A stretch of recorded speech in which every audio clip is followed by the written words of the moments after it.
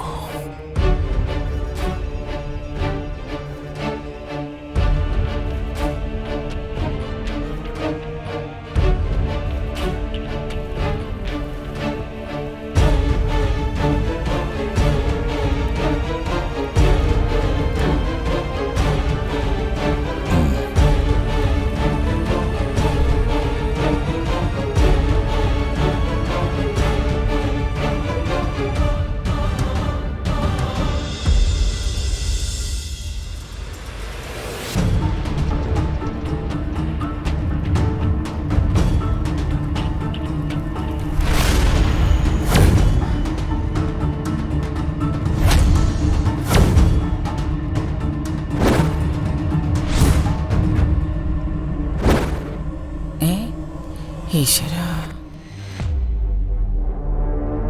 അമ്മേ,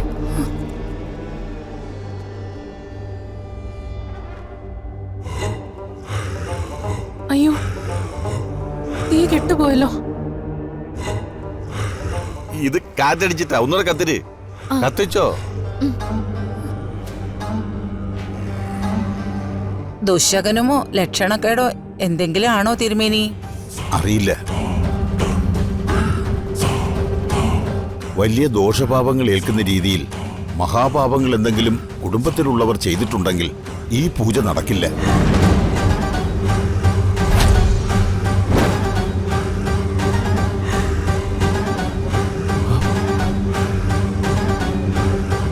അയ്യോ, വേറെ ഒരു പണിയില്ല. അല്ലെങ്കിൽ അതിനപ്പുറം പുണ്യം ചെയ്തിട്ടുള്ളവരുടെ സാമീപ്യം ഈ കർമ്മത്തിനുണ്ടാവണം.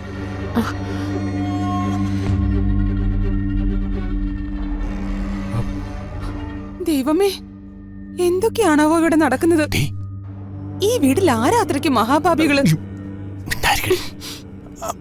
ആളുകളെ വെറുതെ നമ്മളെ സംശയിക്കും. ഓ,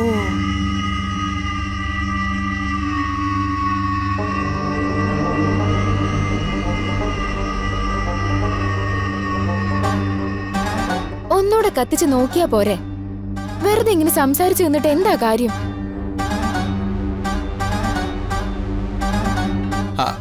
പിന്നല്ലാതെ.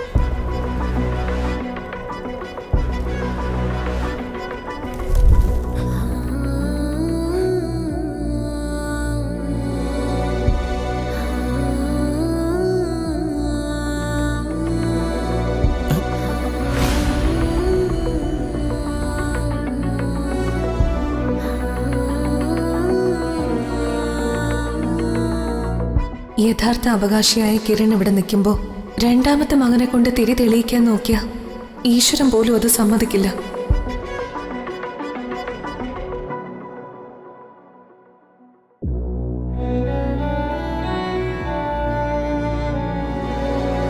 ഈശ്വര, എന്തൊരു പരീക്ഷണം ഇത്! എല്ലാവരുടെ മനസ്സിൽ എന്തൊക്കെ ചോദ്യങ്ങളുണ്ടാവും.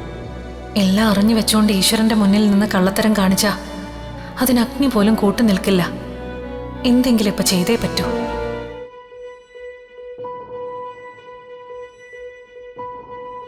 കിരൺ, പൃഥ്വിയോടൊപ്പം അഗ്നി പകരാൻ കിരൺ കൂടി നിൽക്കും.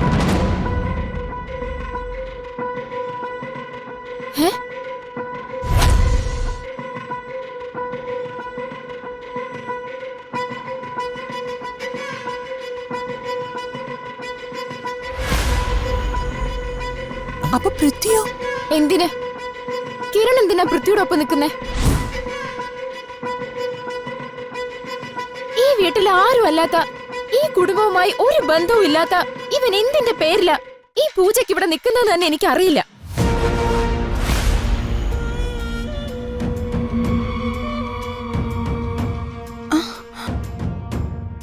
അപ്പോഴാ ഒരു പേരും ഇല്ലാത്ത, അച്ഛൻ ആരാണെന്ന് പോലും അറിയാത്ത ഒരാളെ ഈ കുടുംബത്തിന്റെ അവകാശത്തോടൊപ്പം നിർത്തണമെന്ന് പറയുന്നത്.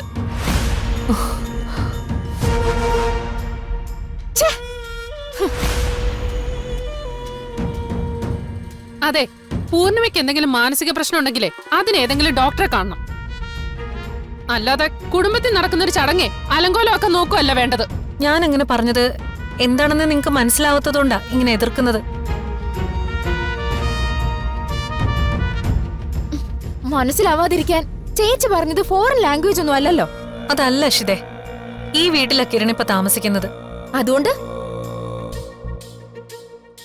ഞാൻ കിരണിനെ ഒരു അനുജനായിട്ട് തന്നെയാ കാണുന്നത്. ആ സ്ഥിതിക്ക് കിരൺ പൃഥ്വിക്കൊപ്പം നിന്നു എന്നോർത്ത് പ്രത്യേകിച്ച് കുഴപ്പമൊന്നും വരാനില്ല.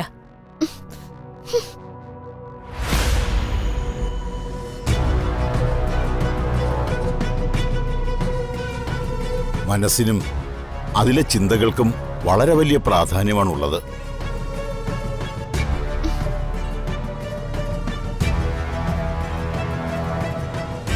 പൂർണിമ കിരണിനെ അനുജനായി പൃഥ്വിയെ പോലെ കണക്കാക്കുന്നുവെന്നുണ്ടെങ്കിൽ അഗ്നി പകരാൻ ഇയാള് നിൽക്കുന്നതിൽ തെറ്റൊന്നുമില്ല.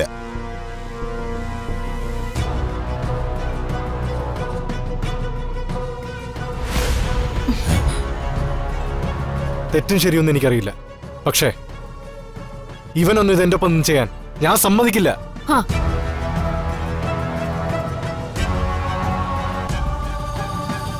പൃഥ്വി മോനെ, നീ എന്തിനാ വെറുതെ വാശി കാണിക്കുന്നത്? പൂർണിമ പറയാൻ നീ ഒന്ന് അനുസരിക്കുക. അച്ഛാ വേണ്ട, പറ്റില്ല. പൃഥ്വി, ഞാൻ പറയുന്നൊന്ന് കേക്ക്. നീ ഇപ്പൊ 2 പ്രാവശ്യം തിരി കൊളുത്താൻ ശ്രമിച്ചു. ഇനി ഒന്നുകൂടി ശ്രമിച്ചിട്ട് നടന്നില്ലെങ്കിൽ ഈ പൂജ തന്നെ നമ്മൾ ഉപേക്ഷിക്കേണ്ടി വരില്ലേ പൃഥ്വി? ഇത് നിന്റെ കുഞ്ഞിന് വേണ്ടി നടത്തുന്ന പൂജയാ പൃഥ്വി, അത് നീ മറന്നുപോകരുത്.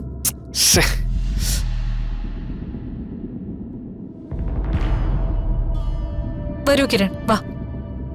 കിരൺ ചെല്ല്.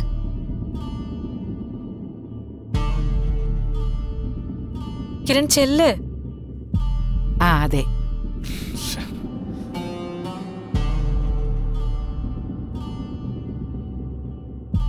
ചെന്നേ കിരൺ, ചെല്ല്. ഉം.